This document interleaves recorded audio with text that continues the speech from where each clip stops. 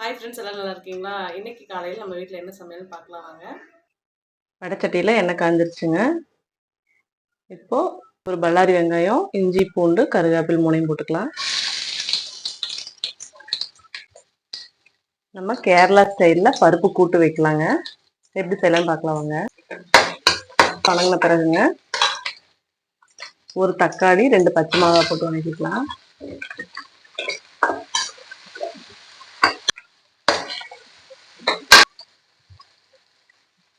தக்காளி ஓரளவுக்கு வணங்கின பிறகு நம்ம அரிஞ்சு வச்ச காயெல்லாம் போட்டுக்கலாம். இதில் என்னென்ன போட்டிருக்கோன்னு பார்த்தீங்கன்னா, பூசணிக்காய், அரசாணிக்காய், புடலங்காய், அப்புறம் கேரட் பீன்ஸு, அப்புறம் கொத்தவரங்காய். இந்த மாதிரி என்னென்ன காயெல்லாம் கிடைக்குதோ அதெல்லாம் கொஞ்சம் கொஞ்சமாக சின்ன சின்னதாக கட் பண்ணி வச்சிட்டிங்கன்னா பருப்பு கூட்டுக்கு ஈஸியாக இருக்கும். இப்போ நல்லா காயெல்லாம் நல்லா பொடி பொடியாக அரிஞ்சு நல்லா கழுவி அதுக்குள்ள போட்டுக்கலாங்க.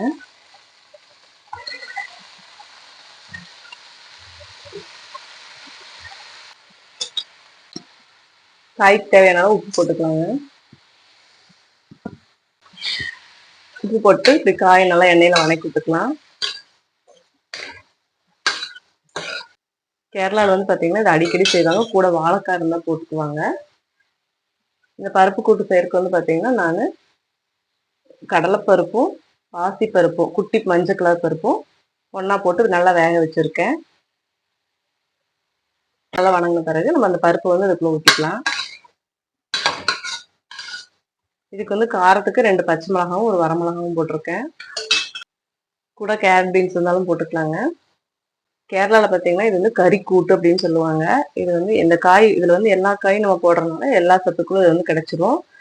இதில் வந்து பார்த்தீங்கன்னா அரசாணிக்காய், புடலங்காய், பூசணிக்காய், கேரட்டு கொஞ்சமாக போட்டிருக்கேன், பீன்ஸு, அப்புறம் வாழைத்தண்டு கொஞ்சம் போட்டிருக்கேங்க. நீங்களும் இதே மெத்தடில் ட்ரை பண்ணி பாருங்கள். ரொம்ப நல்லாயிருக்கும். குழந்தைகளுக்கு வந்து எல்லா சத்தும் கொடுத்த மாதிரி இருக்கும், நம்மளும் சாப்பிட்ட மாதிரி இருக்கும். காய் பார்த்தீங்கன்னா ரொம்ப நேரம் வேக தேவையில்லை. ஒரு 2 நிமிஷம் வெந்தால் போதும். நம்ம வந்து இதுக்குள்ள பருப்பு ஊற்றிக்கலாம். பருப்பு வந்து பாசி பருப்பும் கடலைப்பருப்பும் போட்டு வேக வச்சுருக்கேன். தண்ணியோடவே ஊற்றிக்கலாம்.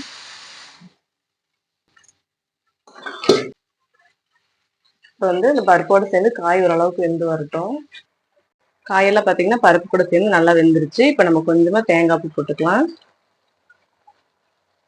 தேங்காய் பூ போட்டு மல்லித்தலையும் போட்டுக்கலாம்.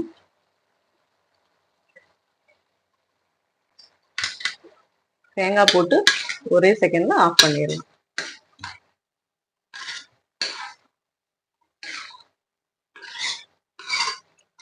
நம்ம ஊர்லேயும் இதே மாதிரி பருப்பு கூட்டெல்லாம் செய்வாங்க.